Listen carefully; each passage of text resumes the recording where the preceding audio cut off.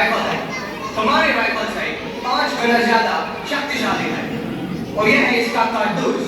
इसमें बारूद भी है और गोली भी। इस कारतूस को दांत से काटो, बारूद अंदर डालो और जोर से गोली को अंदर डालो। फिर इशारा लगाओ और फायर करो। सुकरात, तुम ट्राई करो, तुम और तुम। कहो जल्दी जल्दी आगे आओ, कहो। यस सर, कारतूस में चर्बी है सर, हम उसे मुंह में नहीं डाल सकते। लेकिन आप डालोगे। आपने मुझसे झूठ बोला, मैंने आप पर विश्वास किया और आपने मुझे धोखा दिया। मैं अपनी आंखों से देखकर आ रहा हूँ। वो फैक्ट्री, वो कारतूस, वो गाय और सूअर की चर्बी। अब मैं जान से बाहर हूँ। आपको पता है इसका मतलब क्या है? ना मुझे कोई छुएगा, ना मुझसे बात करेगा, ना मेरे साथ खाएगा। यहाँ तक कि मेरे मरने के बाद मेरी चिता को कोई आग भी नहीं देगा। अछूत हूँ मैं, अछूत। और मेरी बात सुनो मानो, मुझे मालूम नहीं था। साहेब, आज तक आपने हमारी वफादारी देखी, अब हमारा गुरूर देखिए।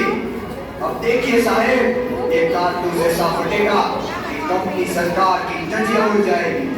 अपनी पिस्तौल वापस लीजिए कप्तान साहेब, आज से हमारी दोस्ती खत्म।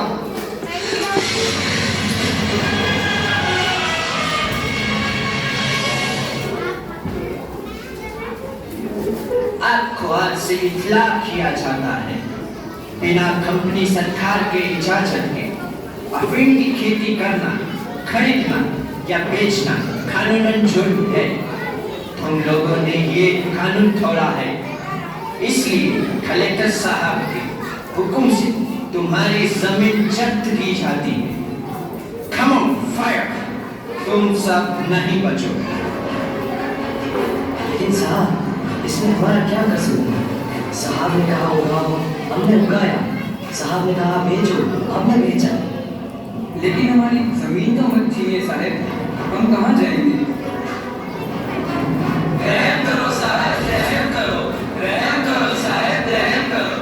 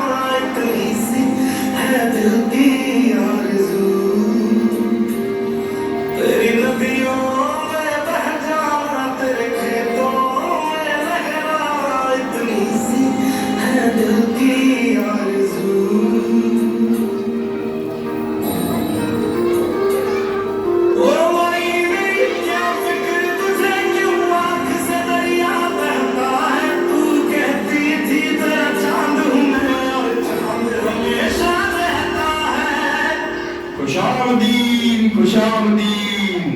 इस नेकी के रास्ते पर आप सबका खुशामदीन। हम पेशवा नाना साहब के खास दूत हैं। मैं अजीमुल्लाह और आप है मराठा सर के सेनापति तात्या तोपे। तशरीफ रखिए। यहाँ तक आने की कोई खास वजह? जी, आप तो जानते हैं, कंपनी सरकार ने धोखे से तमाम राजाओं के राज छीन लिए। दिल्ली छीना, अवध, झांसी, वो सब नाराज है। नाना साहब ने उन सारे राजाओं को तैयार किया है कंपनी के खिलाफ लड़ने के लिए। क्या आप इस जंग में शरीक होंगे? यही न्योता लेकर आया हूँ। हाँ हाँ हाँ, न्योता? कोई दावत है क्या? इन सब राजा नवाबों को हमने देख लिया। आपसी झगड़े और अय्याशियों में अपनी अपनी रियासतें कंपनी सरकार को बेच खाई। ये लोग कुछ है क्या? कुछ नहीं। और तुम? हम हिंदुस्तान है। कंपनी सरकार हमारे बल पर राज करती है और इस वक्त हमारी फौज ही उसका मुकाबला कर सकती है, उसे हरा सकती है। और उसके बाद राज कौन करेगा?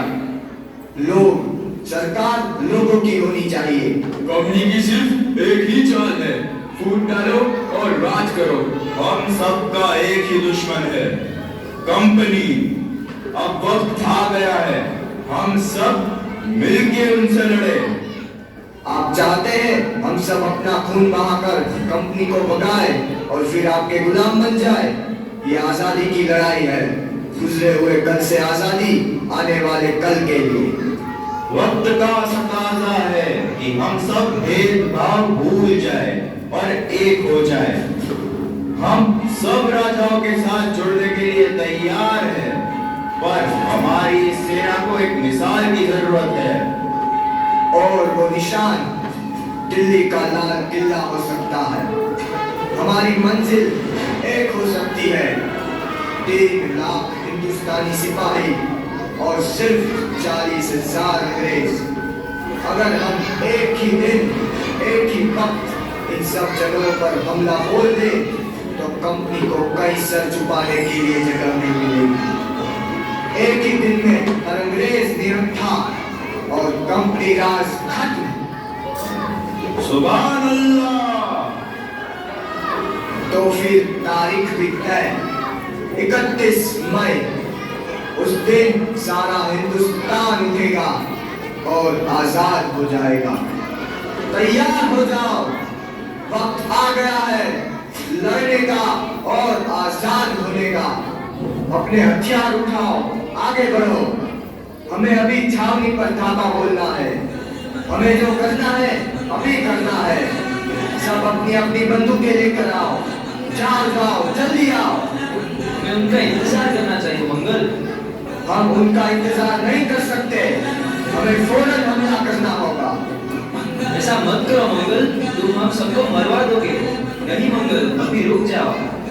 वक्त नहीं है, देख क्या रहे हो? जाओ जाओ। इनकी बातों में मत आओ, ये पागल हो गया है। तेरी जल्दबाजी में हम सब मारे जाएंगे। हम रुक गए तो पूरा इनकलाब मारा जाएगा। लेकिन मंगल, अभी हम तैयार नहीं है। अभी नहीं तो कभी नहीं। क्या हो गया है तुम लोगों को? दिखाई नहीं देता? जिस पल का हम इंतजार कर रहे थे वो पल आ गया है। वक्त आ गया है वचन निभाने का, मारने का और मरने का। उठाओ अपनी बंदूकें और लड़ो। लड़ो अपनी आजादी के लिए, लड़ो अपने आप के लिए। जाओ। तुम नहीं लड़ सकते, हथियार डाल दो वरना मारे जाओगे। अगर हमने हथियार डाल दिए तो शुरू होने से पहले ही इंकलाब मारा जाएगा। हम ऐसा नहीं होने दे सकते। मंगल, ये बहुत सारे हैं, अब कोई